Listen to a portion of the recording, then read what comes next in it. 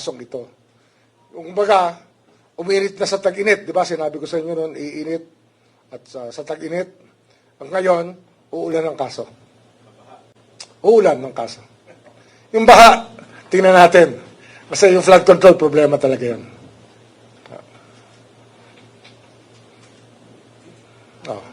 Tanong. Yung complaints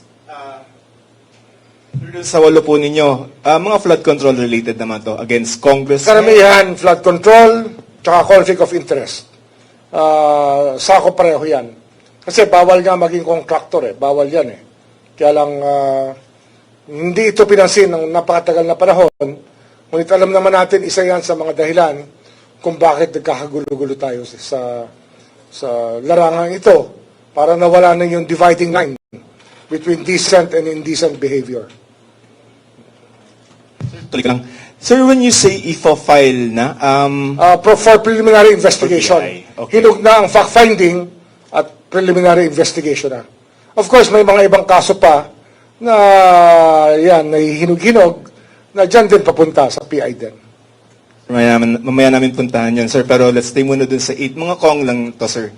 8 or more than 8 yan. Puro congressman yan. Can you just, maybe if you cannot give the names, paano po yung involvement nila, as in medyo broad strokes of their involvement? Yung isa rito kasi, yung contractor, yung sinasabi natin na conflict of interest. Kung ikaw congressman ka. Kung ikaw contractor ka. Magkahiwalay na trabaho yan. Pag pinag-isa mo yung trabahong yan, kasalanan yan sa taong bayan. Very simple yan. Conflict of interest yan. Section 3E ba yan? 3E? Ng Anti-Graft Corrupt Practices Act. Tsaka H, 3H.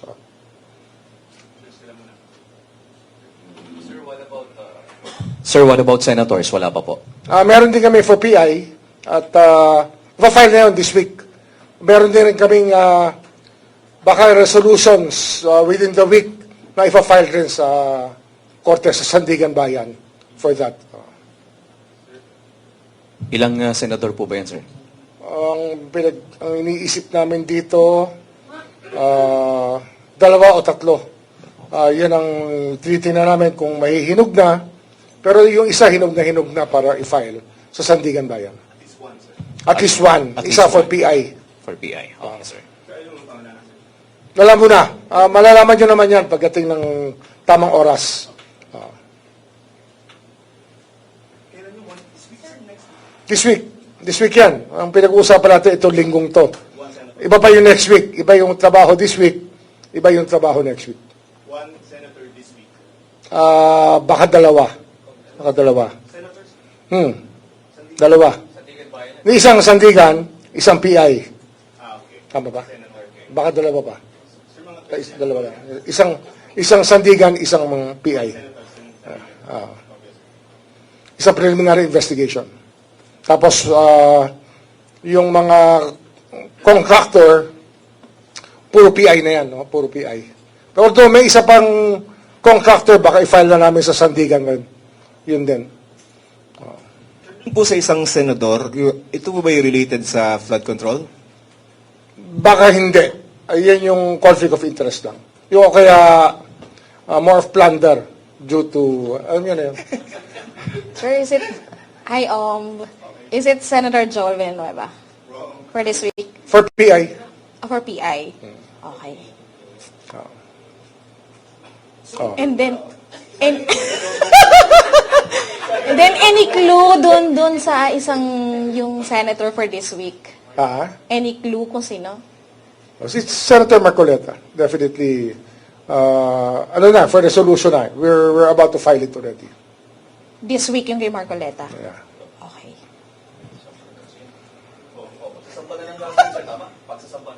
Pagsasampayan ng kaso na, sa Sandigan na yan.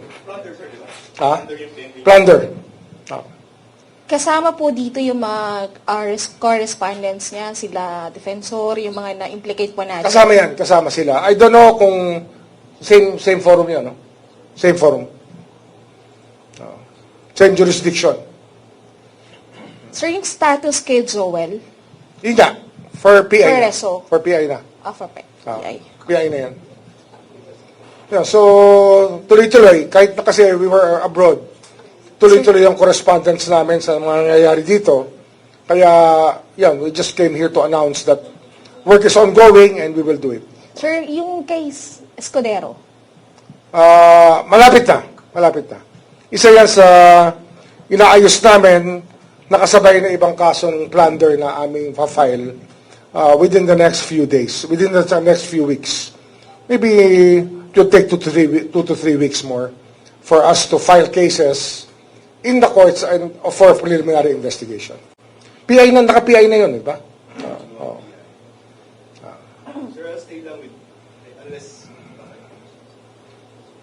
I'll stay lang with the... At tapos ano pala, we already have a signed agreement for the cooperation of former Secretary Manuel Bunoan to be a state witness, to be a cooperating witness. We will discharge him we will ask the court to discharge him as a respondent so he can testify for us as a state witness. Sir, elaboration, why? Kasi bukas, sir, may arraignment yata siya sa 5th. Yes, pero meron na kaming standing agreement. We filed already a motion to discharge him as an accused so that he can be a witness for the prosecution. Sir, elaboration lang ng why we need him as a state witness. The knowledge that he has about the whole institution is something very important to us to be able to prove many cases. There are other people who will be we will be benefiting from his testimony with regards to so many of the cases that we are filing. Okay? Sir, pasagutin na natin ikaw. Kasi yung mga nagsasabi, una muna, binabawasan nyo yung mga minority senators sa Senate para pagdating ng, Hindi. Wala yan. We didn't even ask this to happen.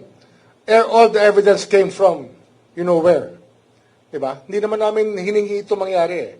Pero nangyari ito, dahil motu proprio, apparently the crime was committed in open knowledge of everybody. All of you are witness to the actuations of the guy, of what he has said in public. That of course, given the sworn statements that he has executed, will actually make a case for his being charged of plunder. Nag-file na rin po ba si Mike Defensor? Ang counter nila? Both. I think so. Sir, advance ko lang ng konti yung story. Kasi si Senator Chingoy has been suspended by the Senate as per order by the Sandigan, no? Yes. So the same thing is going to happen to Senator Marcoleta? Kasi plunder, sir? Yes. It will depend on the court, of course. Okay. And then if and when the Sandigan Bayan suspends him, can he still participate? Question whether senator facing a plunder non-bailable case at the Sandigan Bayan, can they still participate in Senate proceedings? In accordance with the plunder law, they cannot anymore. Exactly. sir, update lang dun sa case conference natin, dun sa mga ex-Marines. Kasi di ba pinatawag natin sila dito. Yes. Is it for case filing na po ba yung mga... We are utilizing, we are evaluating some of the affidavits that they have executed individually and will be filing these cases soon. Sir, related pa po sa mga Marines, kasi I think po, for 4 to 6 statements might be useful to us. sir, related din po sa mga Marines, kasi po si Attorney Baligo, they're facing cyber libel cases nga po sa DOJ. And meron po siyang statement last time na sinasabi niya na i-dismiss na nga raw po ng DOJ itong mga cases kasi daw parang may conflict of interest kasi ginagamit na rin yung statements daw nila affidavit dito sa ombudsman. And according to Attorney Baligod, kapag daw ginamit na ng ombudsman ito, ibig sabihin daw may katotohanan yung mga statements daw What happens in the DOJ stays with the DOJ. We have nothing to do with what the DOJ rules upon. Thank you, sir. Okay? Hindi, yung kay Bonoan lang uli. Sir, may kinalaman din ba ito dun sa health niya? Well, of course. His health is of concern to us, and we want to be able to perpetuate his testimony as soon as possible. Kaya nga, it's important to us that he be discharged already so that he can be our witness. Kasi nga, the tactic here, and what we're trying to do here is to finish the cases as early as possible. Kasi yung naging dating lumang tugtugin na ng inordinate delay of justice, hindi ho mangyayari dito. Sa atin dito, we do the case build-up so we can present the cases immediately. Wala hong mahabang kaso-kaso rito. Basta andyan na yung ebidensya, ilalatag namin yan pag handa na kami. At malamang, hindi namin ipa-file ang kaso pag hindi kami handa. naman po will be stayed with us alongside sila Yusek, yung mga dating yung Yusek. Di ba? For all flood control cases. Yes. For all intents and purposes, he will be testifying for the prosecution. Okay, sir. Pardon me for belaboring the point. No? Ano nga pong status nila Senator Villanueva, Senator Escudero? Ongoing PI, correct? Ongoing PI. Okay. And relatedly, kasi sasabi ng iba, the reason why they transferred was in exchange for... I am not privy to anything of that nature. No, mind you, we don't make deals with anybody with regards to the culpability or innocence of anybody. We don't make deals with that. And you're not going to be... So all the deals that we make here will be in open court. If you'll discharge you as a witness, we will have you discharged as a witness. But there are no other deals accepted here. Okay, sir. Thank you. Ombudsman sir, clarification lang. Yung mga contractors is puro PI lang po yun, yung 8. Wala pong kaso. And Meron isa dyan, hinog na, papasok na Sandigan Bayan. Pero yung 8, ito PI na. PI pa lang to, no? PI pa lang. So in total po, mga Baka siyam. mahigit 8 yan, mahigit 8 yan. Okay. Mahigit 8. Ombudsman, good afternoon. Ano po yung maring naging dahilan,